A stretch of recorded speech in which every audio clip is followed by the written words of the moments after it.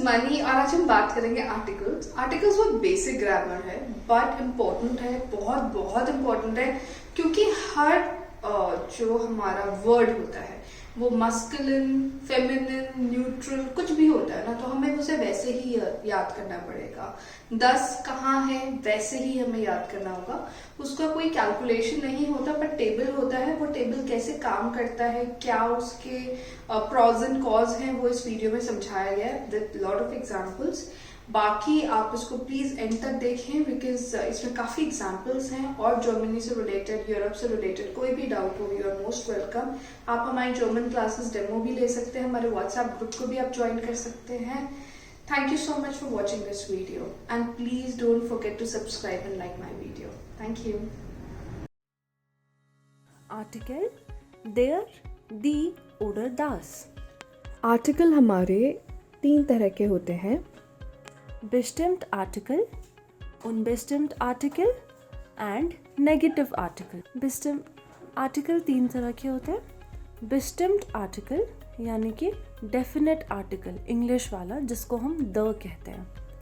दूसरा unbestimmt article यानी कि ए या एन इंग्लिश का, जब हम सिंगुलर चीज़ या सिंगुलर पर्सन की बात करते हैं। नेगेटिव आर्टिकल इंग्लिश का नो, जब हमें कहना है कि कोई आदमी नहीं है, कोई व्यक्ति नहीं है, कुछ नहीं है। ओके, अब हम बात करते हैं जो फर्स्ट एग्जाम्पल है bestimmt आर्टिकल, मतलब कि कोई भी चीज़ जब फिक्स्ड होती है, श्योर होती है, स्पेसिफिक पर्टिकुलर होती है, तब हम इस आर्टिकल को यूज़ करते हैं। अब हम बात करते हैं सेकेंड आर्टिकल। unbestimmt आर्टिकल मतलब जब हमारा जो आर्टिकल है उससे पहले हमें एग्जाम्पल ए या एन लगाना होता है तो हम ये आर्टिकल यूज़ करते हैं।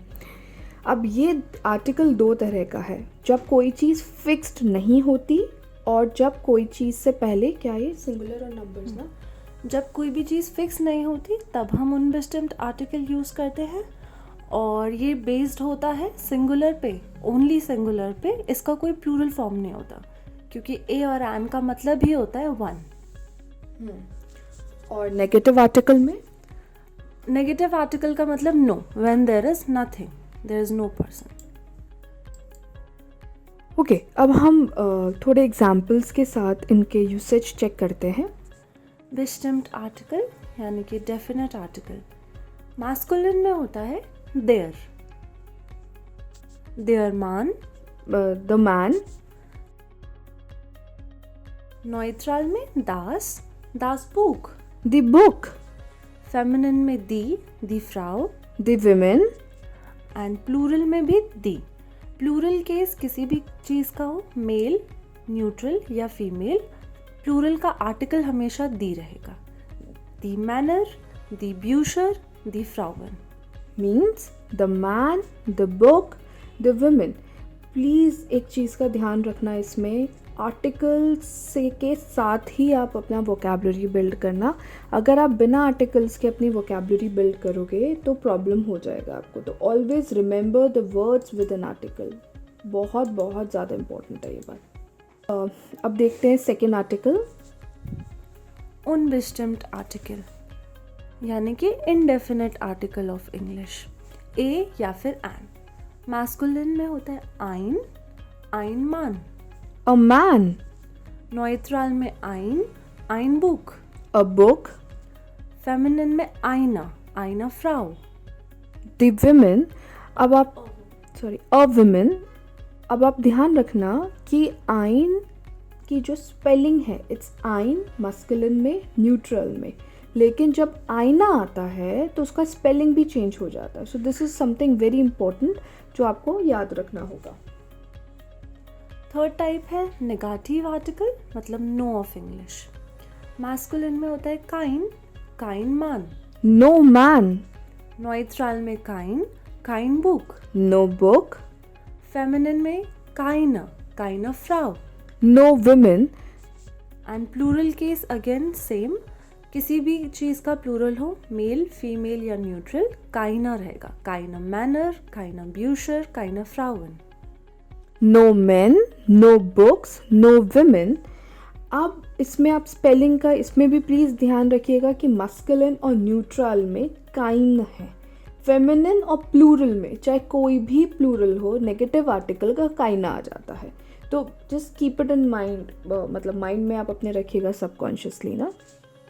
या एंड जितने भी हमारे पास नॉन लिविंग थिंग्स होते हैं, for example the table, the chair, the room, the house, इन सब को भी मेल या फीमेल में कैटेगराइज किया गया है जर्मन में।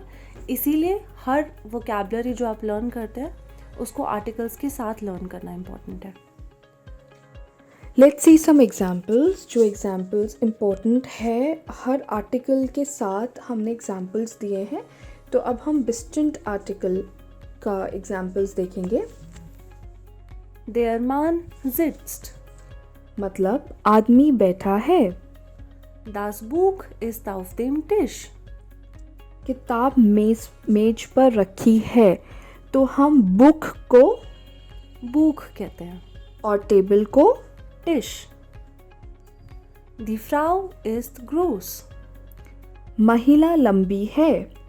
वुमेन को हम बोलते हैं Frau और टॉल को हम बोलते हैं groß.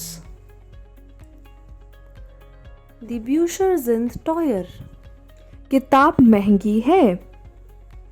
हम बुक्स को Bücher कहते हैं और एक्सपेंसिव को।